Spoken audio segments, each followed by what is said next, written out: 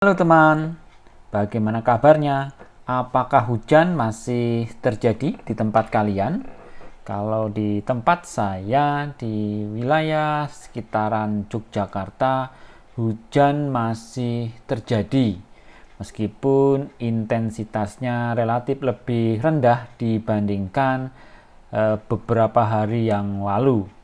Pada kesempatan ini kita akan mencoba bersama-sama menganalisa bagaimana prospek atau perakiraan kondisi cuaca beberapa hari ke depan. Apakah cuaca hujan di awal musim kemarau ini akan berlanjut atau justru sebaliknya musim kemarau akan kembali normal dengan kondisi cuaca yang cerah.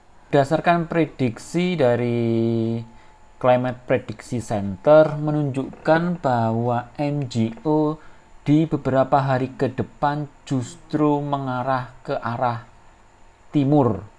Kalau kita lihat, MJO bergerak menuju ke Samudra Hindia bagian timur atau di sebelah barat Sumatera.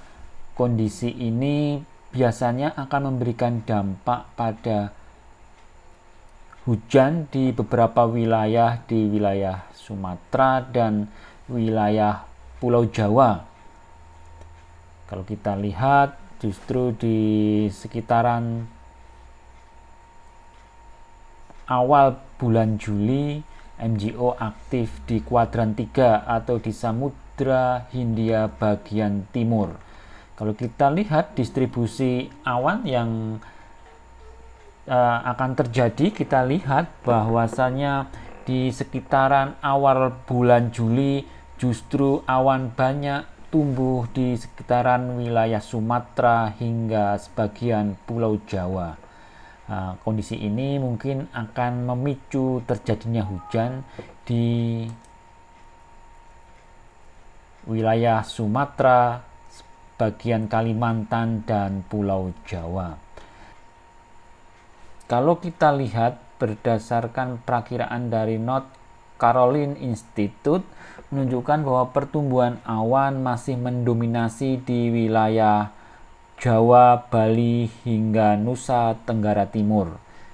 Sedangkan di tanggal 2 sampai 8 masih berpotensi dapat memicu adanya hujan di wilayah Pulau Jawa. Selanjutnya kita akan melihat bagaimana kondisi suhu muka air laut. Kalau kita lihat berdasarkan informasi dari BMKG menunjukkan bahwa 1 minggu belakangan ini kondisi suhu muka air laut di selatan Pulau Jawa hingga Nusa Tenggara menunjukkan anomali positif berkisar antara 1 hingga 2 derajat. Kondisi ini tentunya juga akan berdampak pada semakin tingginya tingkat penguapan dan dapat memicu adanya awan-awan hujan. Sedangkan prediksi ke depan, prediksi 1 minggu ke depan dari tanggal 26 Juni sampai tanggal 2 Juli menunjukkan bahwa kondisi suhu muka air laut di selatan Pulau Jawa hingga Nusa Tenggara masih cenderung lebih hangat dibandingkan dengan kondisi normalnya. Sedangkan di tanggal 3 Juli hingga 9 Juli kondisi akan cenderung normal. Kalau kita padukan dengan apa yang menjadi prediksi dari MJO dan SST mungkin saling beririsan, di mana fenomena MJO aktif di wilayah Samudra Hindia bagian timur. Di sisi lain, suhu muka air laut di perairan selatan Pulau Jawa hingga Nusa Tenggara Timur cenderung hangat, sehingga saling menguatkan untuk memicu adanya kondisi hujan dari akhir Juni hingga awal Juli ini.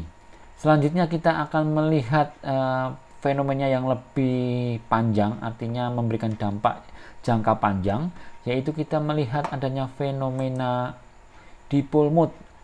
Untuk mendapatkan informasi dipole mode, saya merujuk pada perakiraan Indian Ocean Dipole yang dikeluarkan oleh Badan Meteorologi Australia bahwa saat ini telah terjadi fenomena dipole mode negatif. Kondisi ini akan berdampak pada peningkatan curah hujan di wilayah Sumatera dan juga wilayah Jawa. Nah, apakah dipole mode ini akan konsisten negatif?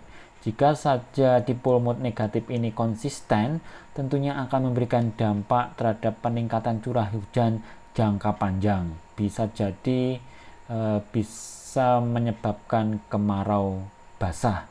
Namun untuk dipole mode ini tentunya akan kita ikuti perkembangannya.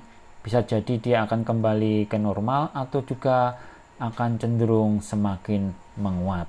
Kembali lagi, apa yang saya sampaikan tidak mewakili statement dari instansi terkait di Indonesia. Ini adalah statement berdasarkan data yang diambil dari beberapa lembaga meteorologi dunia dan saya analisa berdasarkan pemahaman saya terkait cuaca dan iklim. Mungkin sampai di sini dulu. Jangan lupa untuk jaga kesehatan, patuhi protokol kesehatan, dan kita bisa menjadi bagian dari upaya pencegahan COVID-19. Jangan lupa like, komen, dan subscribe. Semoga channel ini bisa berkembang dan bisa memberi manfaat yang banyak bagi kita semua. Terima kasih.